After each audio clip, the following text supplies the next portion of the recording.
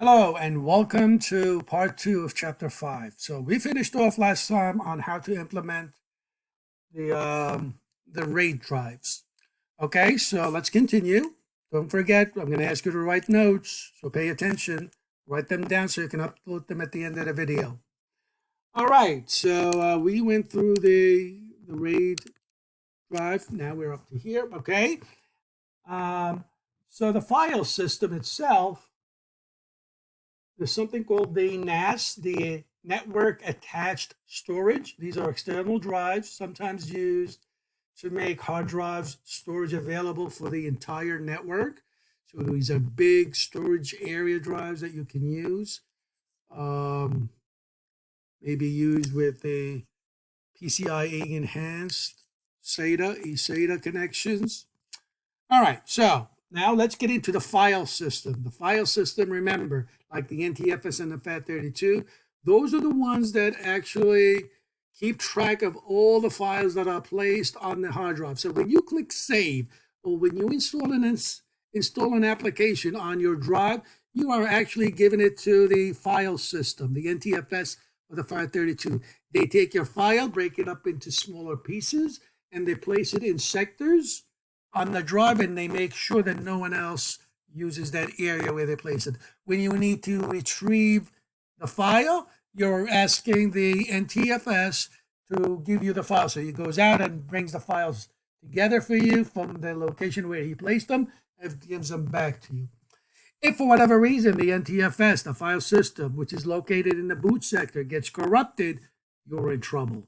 Because what that means is you have to wipe everything out. The only way to get a new file system in there is to get rid of it. And if you get rid of it, that means you lose all the data. You do what's called formatting. The only way to get a new NTFS on your system, on your hard drive, is to do high-level formatting. And the first thing that happens when you do high-level formatting is you wipe everything out. So if for whatever reason the NTFS gets corrupted or if there's a virus in there, you're going to lose all the data that's on the hard drive. That's why it is extremely important that all the data has to be backed up. All right, so the types of systems that are in there, they're all down here. So please write these down. The new file system. The new technology file system is the most widely used on hard drives.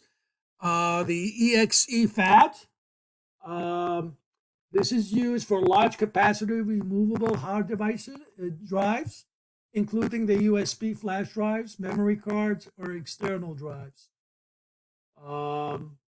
Typically, that's what you should format your drives with. FAT32 is really old, the file location system that's usually used with smaller devices. NTFS, they use about allocation areas, which means, remember we said that 512 bytes is one sector. The data is not really placed in sectors. So what NTFS does is it uses a whole bunch of sectors for the smallest file. For example, it's called an allocation area, and it uses 8 kilobytes. On the other hand, FAT32 uses 64 kilobytes of allocation areas. In other words, if let's say you want to save a 1 kilobyte file, if you're using an NTFS file system, that 1 kilobyte file will use an area of 8 kilobytes. So that means you'll be losing 7 kilobytes no one else can use because that 1 kilobyte file used that area.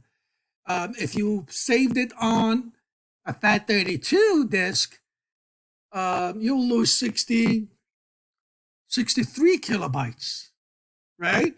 So it is better to have an NTFS system because it's more efficient usage of your hard drive. You get more space when you're using NTFS. All right, so that's that with the file system. Optical discs. So optical disc includes CDs, DVDs, and Blu-rays. So what it really is, what it comes down to is you have a piece of plastic, on it, and you have some material that's on top of it. Just quickly to explain what it is. What you do is you shoot a laser You burn those crystals, you create a bit, and then that, and not, bumps and, mountains and valleys. And you shoot a laser that's reflected by mirrors. That's where you get the word optics. And, depending on the measurement of the laser, when it bounces back, you either get a 0 or 1, right? And you can use the infrared light, the red light frequency for DVDs and CDs, and you can use the blue frequency, which is higher frequency, and that's why you can put a lot of more bits on the drive, and that's why you can get up to 120 gigabyte double layered discs. You can actually melt those bits so you can reuse the drive, rewrite on it. In the old days with CDs, you can do it. Once they crystallized those bits, you can't burn them again. All right, so that's a quick explanation what these discs are. All right, so you have the CDF. Okay, so you have, let me see, what are we going to say here? CDs, DVDs, which stands for compact discs. DVDs, digital versatile discs, or digital video discs, sometimes it's referred to. The Blu-ray discs. They use similar laser technologies. Tiny lands of bits on the surface of the disc represents the bits, which laser beam can read. You can have, like I said, up to 128 gigabyte of data. Blu-ray drives, by the way, are backward compatible to DVDs and CD technologies, and DVDs are backward compatible to CDs. You should get familiar with this table. All right, this is all the different types of formats, because if you use one format, depending on the drive, and these drives you should be able to read all the different types of formats the way you burn the data that's on there. So this should be handy if you ever need to work with burning CDs or DVDs or Blu-rays. All right. So how do you install an optical drive? Well, the same way you install a hard drive. Just follow the same procedure, step by step. Really, you go through the eSATA and do the same thing for if you're installing it on a laptop. Okay, you have flash solid state storage, flash drives.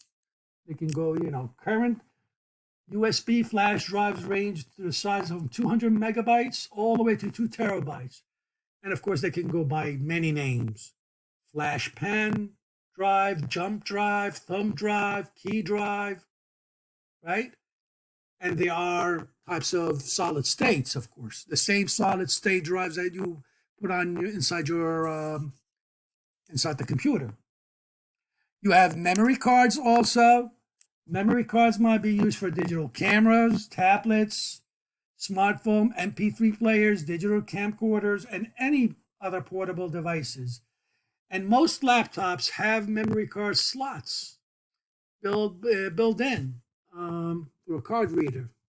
I used to have it on the old laptop, but not anymore. All right, let's talk about troubleshooting. All right, troubleshooting hard drives. All right, so please read these carefully, but I'll go over them step by step. So a couple of things. Please write these down. 7 steps I want you to write down. Step number 1, know that the magnetic drives, to improve the performance every week, Windows automatically defragments the magnetic drive, rearranging the fragments or part of the file system into contiguous clusters. So what happens is when you delete files on the drive, the NTFS opens up the sectors, the allocation areas where the data is, and just leaves them open. So it doesn't really erase the data. So when you come to save files, files could be placed all over the place. Parts of the file could be placed all over the disk. So when you come to retrieve the file, it takes longer to put them back together because they're all over the disk. When you defragment the hard drive, they bring all these parts of the file that's on the disk closer to each other. So Windows does that automatically. In SSD, that's number 2. In SSD, once a week, also Windows 8 and Windows 10 will retrim command using the retrim commands to the SSD. Windows 10 sends out a retrim command to the SSD to erase all the blocks that are filled with unused data. This is similar to defragmenting the hard drive. Windows 7 doesn't do that, by the way. Step number 3. You can use Windows defrag and optimization tool if you want to do that yourself, if you want to defragment your hard drive, but it's done weekly, so you don't have to really worry about that anymore. Number 4, hardware problems usually show up at the post, the power on self-test, when you first turn your computer on. So if there's any hardware problem with your hard drive, you're going to get beeps, or you're going to get some sort of a message telling you there's something wrong with the hard drive, no access to it, or whatever. All right, unless there's a physical damage to the area of the hard drive, then you won't be able to access the hard drive at all. It will say, hard drive cannot be found, or something to that effect. All right, if the BIOS or UEFI cannot access the drive, the cause might be the drive itself, the cable, the electrical system, the motherboard, or loose connection. That's number 5. Number 6 that you should know about.